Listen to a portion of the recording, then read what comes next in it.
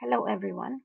I am very glad to be here to be able to present to you some of the ideas and research directions from what I'm dealing with.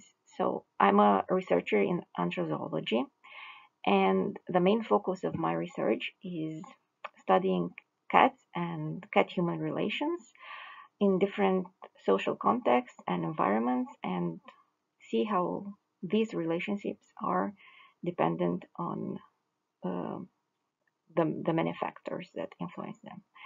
So I will be presenting this to you in the next 15 minutes, and please feel invited to reach out if you wish to discuss this very rich and interesting topic further. So here is my email, and feel invited to contact me to discuss more. First of all, just a short overview of what I'm going to talk about in the next few minutes. The cats. Who are the cats? We have many definitions and many categories of cats, but they are all dependent on the social context and the environment from where we are talking, and I'll be developing this a little bit. The issues we have with them and how we perceive and understand their existence and the problems they might sometimes create to us and how we respond to that. And last but not least, a way to a more compassionate coexistence and what I perceive as some better solutions for multi-species future together. Us, the cats, and all the other species that share our environments, urban, rural, or wherever we are living. So uh, I wish that the cats will pave the way, so to speak, to a more compassionate future and more interdependent future for us to live with other species in our till now human environment, only human, exclusively human environments. So first of all, the cats, to see whom we are talking about. We have many criteria um, defining different kinds of cats depending on the guardianship status, the health status, and their level of socialization. But of course, as you all very well know, there are many other items that can be put in these equations, and so the cats are far more varied than we can we can divide them um, by these standards. But in order to understand them, we need some classifications to work with. The point is that the way we classify them, the way we understand them, is also generating the way we are studying them, relating to them, and understanding them. So it's kind of a circle. For that, I wish to focus on how important it is the way we define our cats and the cats we work with and the categories, the different categories. Because you see from the categories that I listed there in the slide, these are not exclusive categories. So you can find some cats entering in more than one category. Plus, the way that the labels that we put on cats is also determining the way we understand them, the way we view them, and the way we relate to them. So for that, it is really very important. So we have companion cats, house cats, difference and not so much, depending on the context. Special needs cats, here it's a very large and also not with very limited borders, and this can be also companion cats or house cats depending on the situation. Stray cats, feral cats, free roaming cats. Both the stray and the feral can be free roaming cats or are free roaming cats, but the focus on how we see them is different depending on the naming we put to them, we attach to them. Street cats, community cats, and so on and so forth. The more friendlier we name them or we insert them in a category is somehow dependent on both on the way we relate to them, because if we label them as community cats, our attitude to them is somehow more friendly and more inclusive than if we label them feral cats, for instance. Um, this is my first important point, that the way we label the cats, the way we categorize them, it's of um, very, very big importance. In Romania, we have a very large population of free roaming cats.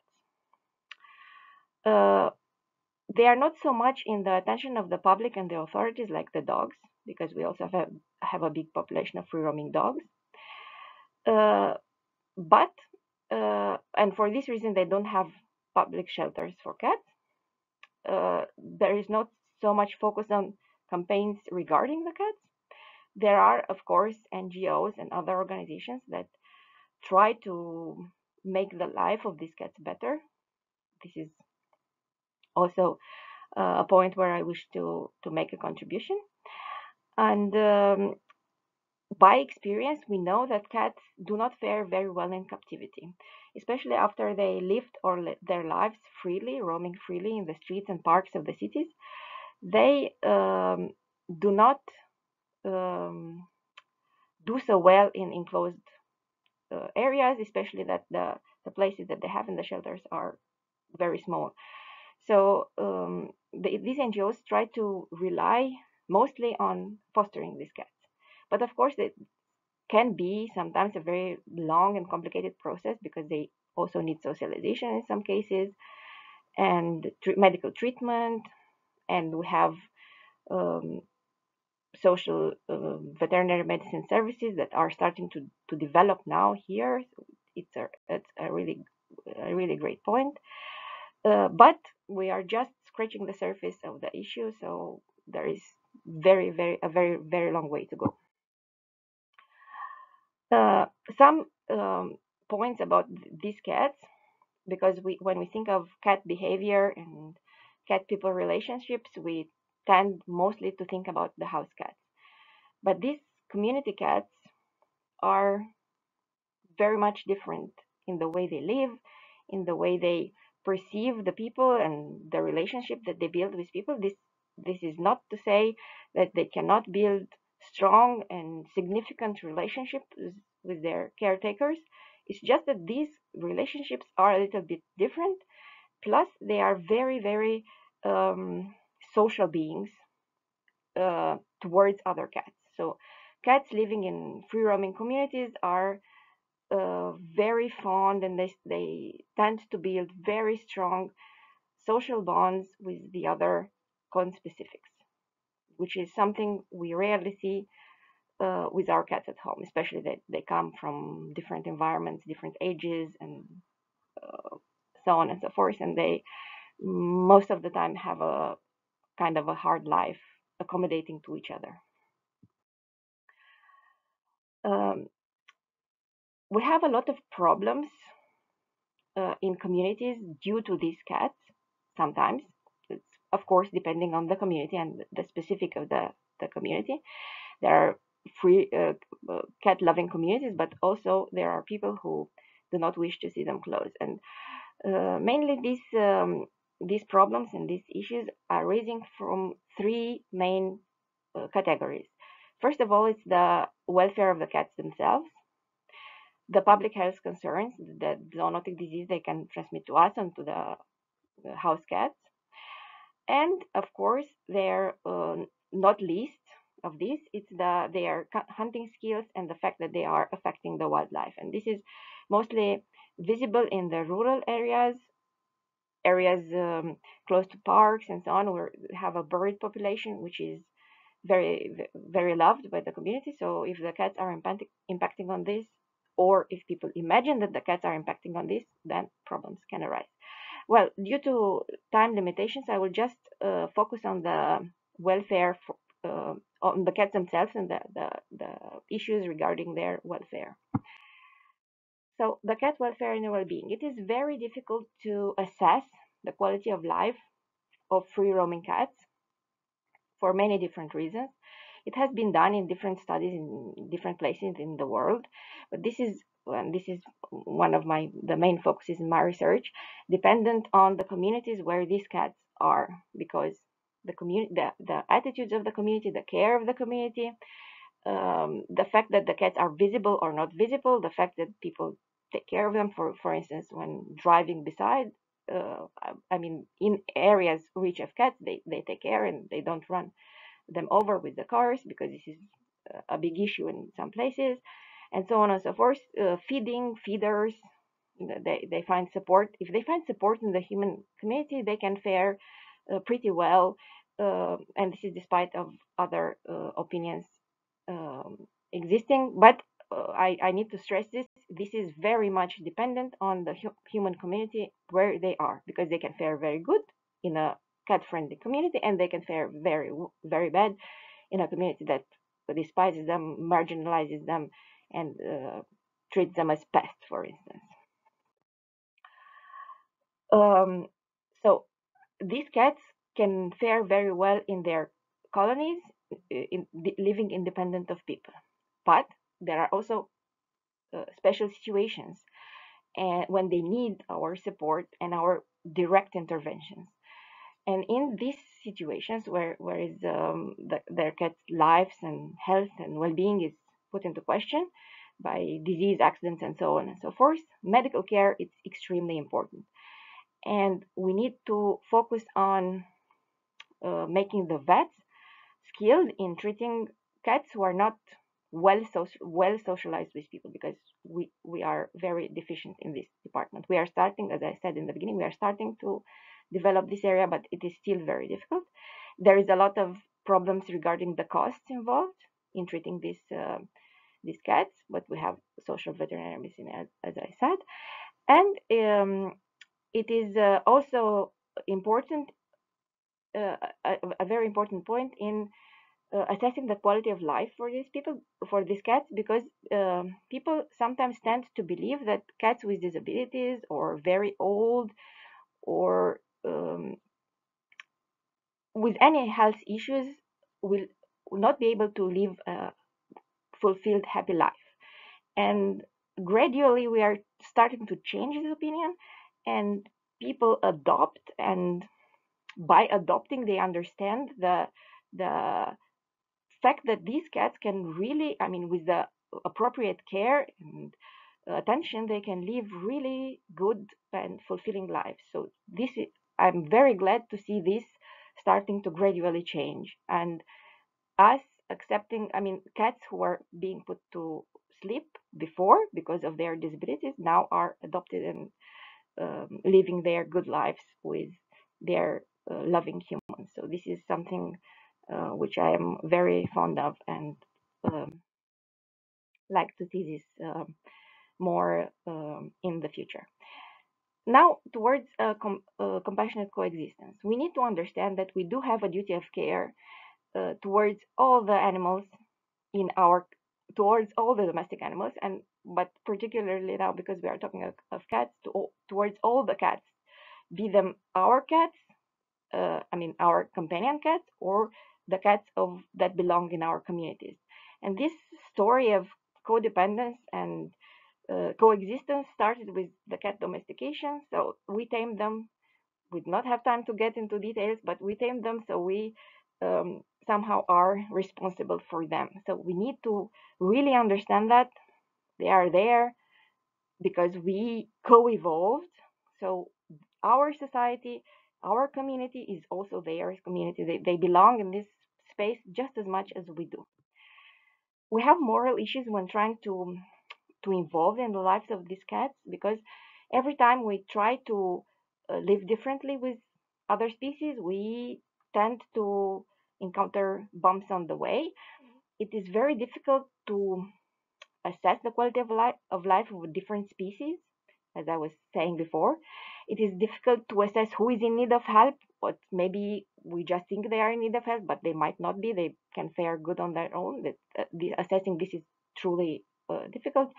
And then, as we try to maximize their autonomy and treat them as beings who are having their communities and their sites just overlapping with ours, we often put limits to their agency. So trying this difference between freedom and care, it's a really balancing act, but it's truly important to pay attention, because sometimes We may fail, but we learn from our failures, and this is truly important, I think. And the more we understand the cats, and the better we know them, the better we can make them, um, to get them decide. I mean, get them with us in the process of making decisions regarding them. So it is really important to find more equitable ways to live with other species. The more we understand the cats, as I was just saying before, the better we will treat them. We need to learn from them, to really pay attention, and to rethink their well-being by what they show us. The cats show us what they need, so we just need to listen and to pay attention, and this will make us better caregivers. We do not need to build more shelters. We just need to understand that the cats belong in the community with us, and we need to educate the community towards this uh, peaceful coexistence. So we need support. This is what we are focusing on: support for the cat caregivers and education for the public. Because in a cat loving, or should I say a cat respectful society, because we don't have to love the cats, but we just need to learn that they are there with us, and we need to respect that. We need to respect them as um, co-inhabitants in our cities and villages. So we need strategies for coexistence, and this is the main focus of what I do: is educate the caregivers, the public, the NGOs, the vets, then everybody working with cats towards building a safety network to assist everyone who is in need of help. I mean, we have a lot of stray cats because people, when they bump on something, tend to throw their cats on the street. We don't have solutions, so we leave them in the streets and we continue our life. This is not acceptable. We need to understand that they are individuals in need of care, in need of our respect. So, but also we need to understand that humans sometimes they have problems and they cannot simply money wise or doesn't matter what, they cannot continue to take care of those animals in their care. So we need to offer them solutions. If somebody needs to get their cats adopted, they should be getting help. If somebody is having money problem, they should be getting the help that they need. So this is what we want. The better we will develop this network of support and care, the better we will all be, cat caregivers and the cats themselves. The boundaries of between care and control, as I said before, are very hard to keep, but this very fine line is worth keeping. We need to trap and neuter because we cannot have take care of a limited number of cats. We all know that. This is also better for the cats. But what we need most of all is to increase the value of cats in the minds of the public. We need to offer everyone information, resources, and knowledge to understand the cats, to view them as individuals that need respect, to empathize with them. Just in one word, we need social change. We need to understand that all cats, animals for that matter, in our communities need our respect and care. We wish to work towards building a community of cat caregivers. This is why my main focus is on education, because we need to rethink, reimagine, and reinterpret the idea that we need to separate the cats from the community. We need to build a community where cats are welcome and the people who take care of them find the support to make this, because the cats are in our communities are our shared responsibility. So if we truly understand this and we work towards this goal, then everybody has something to win. So we should not build more shelters, because somehow there is also a tendency on this, imagining that we cannot take better care of cats because we cannot take them off the streets and into shelters. But some cats fare very well where they are, fare very well in their communities, in the streets where they belong, with the love and attention from their people.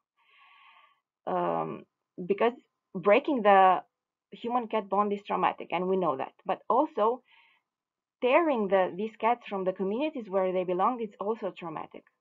What I wish to stress is that we are blessed to have them among them. They enrich our lives and teach us how to build a better community. So our relationship with the cats in the communities should foster us ideas to build future multi-species communities, cities, and so on and so forth, where all the animals are welcome and respected. These are some of the resources from my talk, and thank you so much for your attention and for the opportunity to present to you. So please, all of you, feel invited to reach out in case you wish to discuss further on these topics. Thank you so much. Bye.